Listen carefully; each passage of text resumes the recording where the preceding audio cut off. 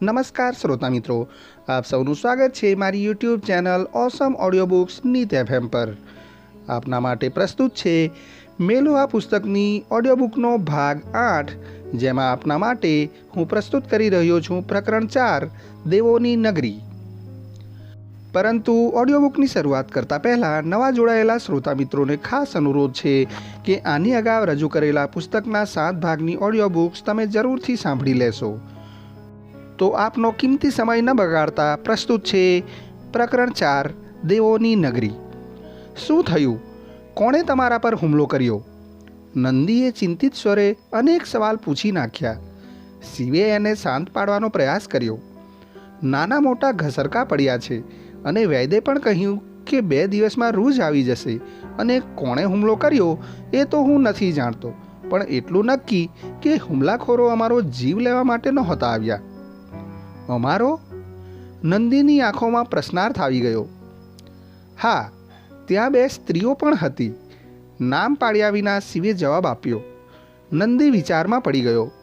થોડી વાર બાદ કોઈ અણગમતા તારણ પર પહોંચ્યો હોય એમ એણે પૂછ્યું, એ લોકોએ ગળામાં બીજ આકારના ચંદ્રનું ચિહ્ન પહેરેલું?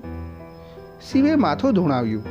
ના, પણ સમજદાર જેવા લાગતા એમના માણસે કાળા કપડાની સાથે ચહેરા પર રંગબેરંગી મુખોટો પહેરેલો, અને હા, તલવારનો ઘા મારવા એણે હાથ ઊંચો કર્યો ત્યારે એના જમણા કાંડા પર બાંધેલો ચામડાનો પટ્ટો મેં જોયો. એના પર કોઈ વિચિત્ર ચિહ્ન હતું. કેવું? નંદીની પૃચ્છાના જવાબમાં શિવે બાજુમાં પડેલું ભોજપત્ર અને કોલસામાંથી બનાવેલી પાતળી કલમ ઉપાડી. કુદરતે શિવને તીક્ષ્ણ નિરીક્ષણ શક્તિ અને સ્મરણ શક્તિ આપેલા.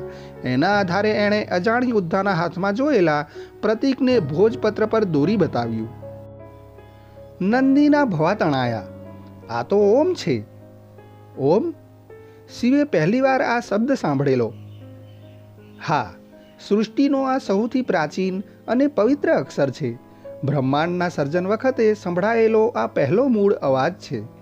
ઓમકાર એટલો પવિત્ર ગણાય છે કે પ્રાચીન કાળમાં તો લોકો એને લેખિત રૂપ આપવાનું પણ ટાળતા. ઓમને ઓમનું રૂપ કઈ રીતે મળ્યું? શિવના પ્રશ્નનો ઉત્તર આપતા નંદી બોલ્યો, હજારો વર્ષ પહેલાં થઈ ગયેલા મહાન પ્રતાપી રાજા ભરતે ઓમકારને ઓમ તરીકે લખવાની શરૂઆત કરી એવું કહેવાય છે. જે ગણ્યા ગાંઠ્યા ચંદ્રવંશીઓ માટે અમને હજીએ આદર છે, એમાં પહેલું નામ રાજા ભરતનું આવે. જૂનો ઝઘડો ટાળવા માટે એમણે સૂર્યવંશી રાજકુમારી સાથે લગ્ન પણ કરેલા. ચંદ્રવંશી એટલે ચંદ્રના વંશજ? શિવે પૂછ્યું. હા, એમના દિવસ, મહિના, વરસ ચંદ્રની કળાના આધારે મપાય છે. જો કે એ લોકોમાં ચંદ્રનો એકેય સદ્ગુણ નથી. નંદી ચંદ્રવંશીઓના અવગુણોનું વર્ણન શરૂ કરે એ પહેલાં શિવે પૂછી લીધું, પણ એમને આ ઓમના ચિહ્ન સાથે શું લેવા દેવા? હવે નંદીએ હાથમાં કલમ લઈને લેખિત ઓમનો ઇતિહાસ સમજાવવાનું શરૂ કર્યું. ભરત રાજાએ સૂર્યવંશી અને ચંદ્રવંશીની એકતા માટે આ પ્રતીક બનાવ્યું. ઉપરનો શ્વેત હિસ્સો ચંદ્રવંશી અને નીચેનો લાલ ભાગ સૂર્યવંશીનું પ્રતીક છે. બંને જ્યાં મળે છે ત્યાંથી જમણી તરફ નીકળતી કેસરી રેખા કહે છે કે 2 વંશનો માર્ગ સમાન છે. જમણી તરફની રેખાવાળો ચંદ્ર એ ચંદ્રવંશીઓના અસ્તિત્વનું પ્રતીક છે. ઉપર બીજ આકારનો ચંદ્ર એ સમયે ચંદ્રવંશીઓનું અને તેની ઉપરનો સૂર્ય ત્યારના સૂર્યવંશીઓનું રાજચિહ્ન હતા. એકતાના આ પ્રતીકને પરમાત્માના આશીર્વાદ છે એવું લોકોને મનાવવા માટે રાજા ભરતે જાહેર કર્યું કે આ પ્રતીકનો ઉચ્ચાર ઓમ તરીકે કરવો. ત્યારથી આ પરંપરા ચાલી આવી છે. પણ પછી શું થયું? શિવે પૂછ્યું. નિસાસો નાખતા નંદી બોલ્યો, ભરત રાજાના અવસાનની સાથે એકતાનો અંત આવી ગયો અને ચંદ્રવંશીઓએ એમની જૂની આદત પ્રમાણે ફરીથી સૂર્યવંશીઓ સાથે લડવાનું શરૂ કરી દીધું. માત્ર એક ચિહ્ન બની ગયું, એની પાછળનો હેતુ વિસરાઈ ગયો. તમે જ કહો, આજે એમણે તમારા પર હુમલો કરવાની શું જરૂર હતી? શિવે ફરીથી હાથમાં કલમ લીધી. પણ મારી સાથે લડનારા માણસના કાંડે મેં જે ઓમ જોયો એમાં લાલ, કેસરી જેવો કોઈ રંગ નહોતો, અને મને યાદ છે ત્યાં સુધી 3 કાળા સાપને જોડીને બનાવ્યો હોય એવો ઓમ હતો. આ જુઓ. શિવે હવે દોરેલું ચિહ્ન જોઈને નંદી ચિત્કાર કરી બેઠો, નાગ! અને પછી કોઈ આસુરી તત્વ સામે રક્ષણ માંગતો હોય એમ એણે પોતાના રુદ્રાક્ષનો સ્પર્શ કરીને ધીમા અવાજે પ્રાર્થના કરી લીધી. હવે આ નાગવળી કોણ છે? શિવની મૂંઝવણમાં વધારો થયો. પ્રભુ, એ શાપિત આત્માઓ છે. ગત જન્મમાં બહુ પાપ કર્યા હોય એમને નવા જન્મમાં નાગરૂપે અવતરવાનો શાપ મળે છે.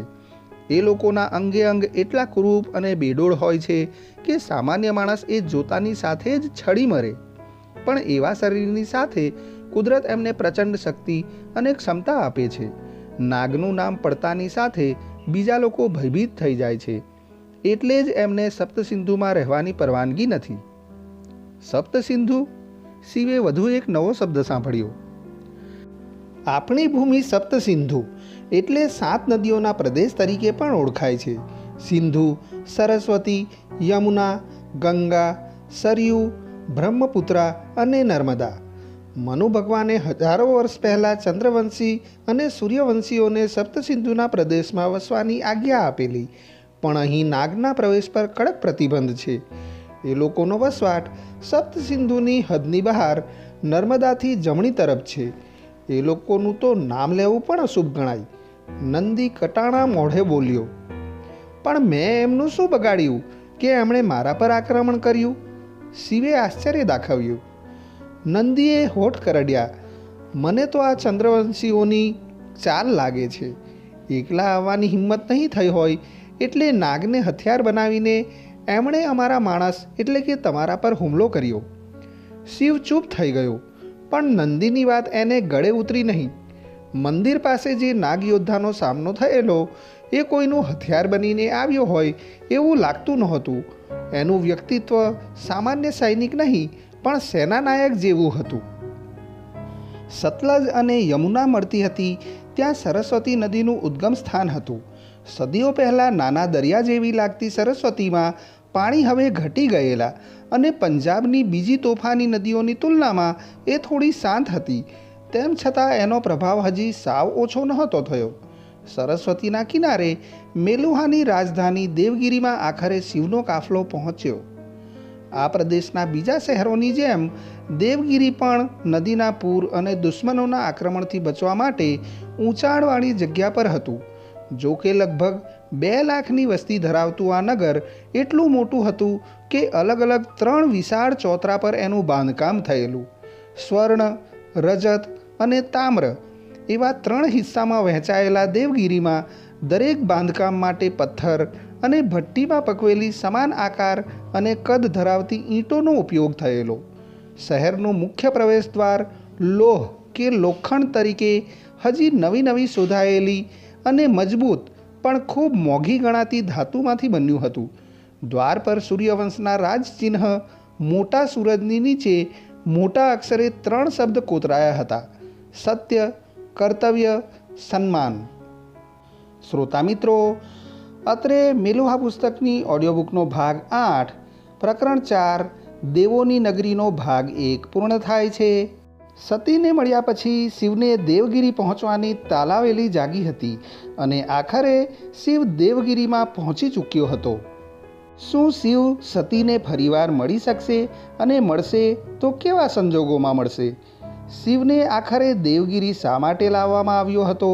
શિવના જીવનમાં હજુ આગળ કેવી કેવી ઘટનાઓ ઘટવાની છે? આવા બધા પ્રશ્નોના જવાબ જાણવા માટે જોડાયેલા રહો મારી ઓડિયોબુક મેલુહા સાથે. શ્રોતા મિત્રો, ટૂંક સમયમાં આપના માટે પ્રકરણ 4 દેવોની નગરીનો ભાગ 2ની ઓડિયોબુક પ્રસ્તુત કરવામાં આવશે. તો ત્યાં સુધી તમને જો મારી આ ઓડિયોબુક ગમી હોય તો તમારા પ્રતિભાવ જણાવશો અને મારી ચેનલ પર ઉપલબ્ધ વિવિધ પ્રકારની ઓડિયોબુક સાંભળવા માંગતા હો તો આજે સબસ્ક્રાઈબ કરો મારી ચેનલને અને બેલ આઇકન જરૂરથી દબાવશો. શ્રોતા મિત્રો, આપના સારા સ્વાસ્થ્યની કામના સહ સ્વસ્થ રહો, મસ્ત રહો. જય ભારત, જય હિન્દ, અસ્તુ.